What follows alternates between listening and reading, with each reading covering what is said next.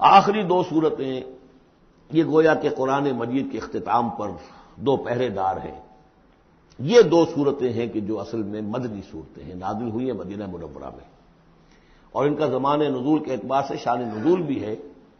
کہ ان کا حضور پر ایک مرتبہ جادو کیا گیا تھا، تو اس جادو کے اثرات کو ظاہر کرنے کے لیے یہ آیات پھر اتری ہیں،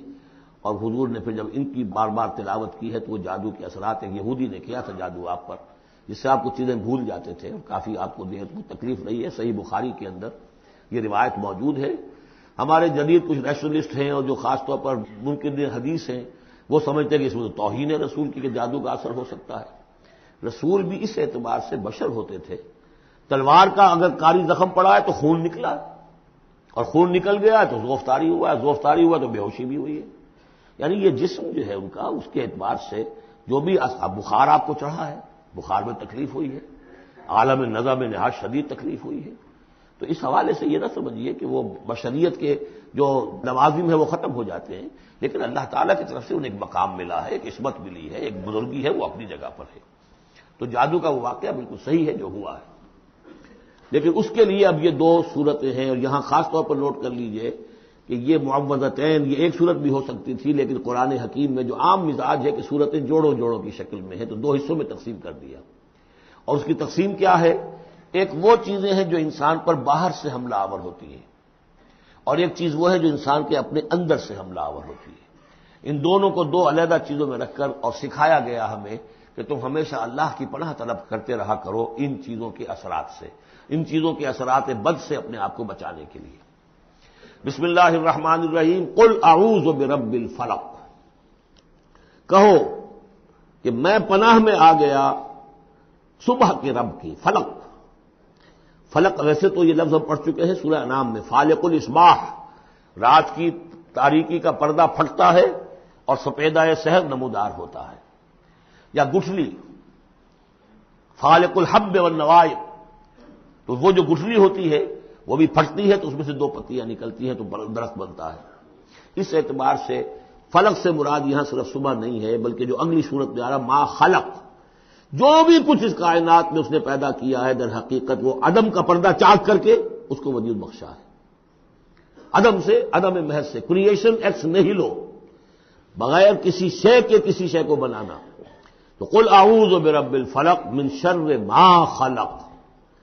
میں پناہ میں آتا ہوں اس کی تمام مخلوقات کی پناہ سے۔ اب آپ غور کیجئے، مخلوق ظاہر بات ہے خالق کی طرح کامل تو نہیں ہو سکتی، مخلوق کے اندر کوئی نہ کوئی پہلو جو ہے وہ کمی کا، تقصیر کا، نقص کا رہ جائے گا۔ تو گویا کہ ہر مخلوق میں شر کا پوٹینشل ایلیمنٹ موجود ہے۔ یہ دوسری بات ہے کہ اللہ تعالیٰ کسی کو سہارا دے دے، کسی کو تو اپنی طرف سے عصمت عطا کر دے، اپنی طرف سے خصوصی پروٹیکشن عطا کر دے، پوٹینشلی خلق جو ہے وہ گویا کہ مستلزم ہے، اس کے ساتھ شر کے اندر کا پہلو موجود ہوگا۔ قل اعوذ برب الفلق من شر ما خلق، یعنی وہ شر جو ہے خود اپنی جگہ پر کوئی علیحدہ مستقل وجود رکھنے والی شے نہیں ہے، بلکہ وہ شر جو ہے خلق کے اندر جو کمی کا پہلو ہے۔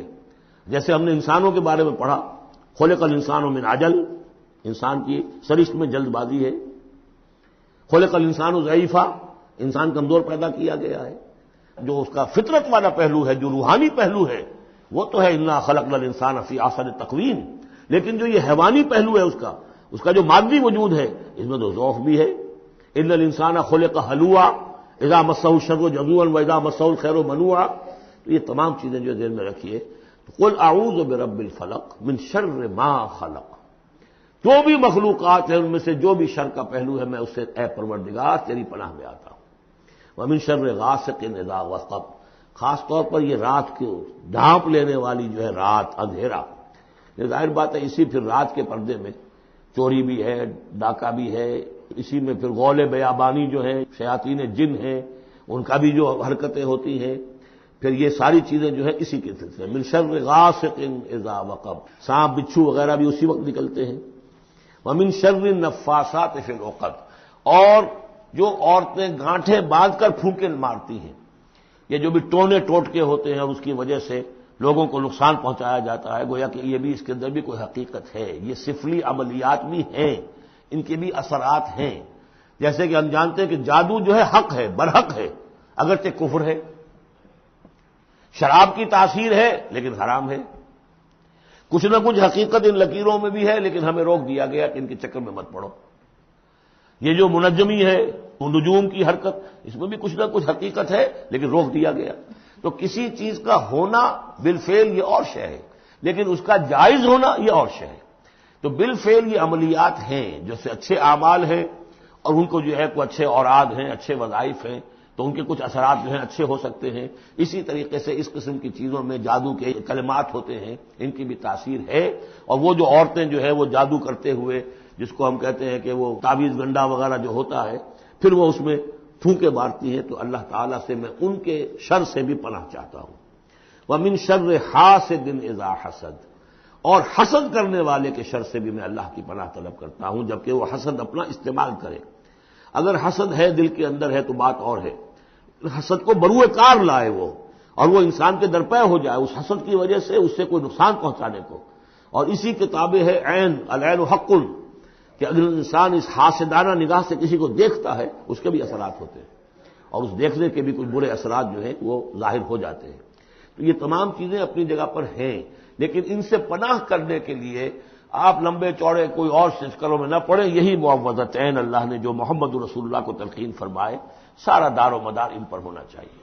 تعوذ کرتے رہیں، اس لیے کہ ہم پڑھ چکے ہیں سورہ بقرہ میں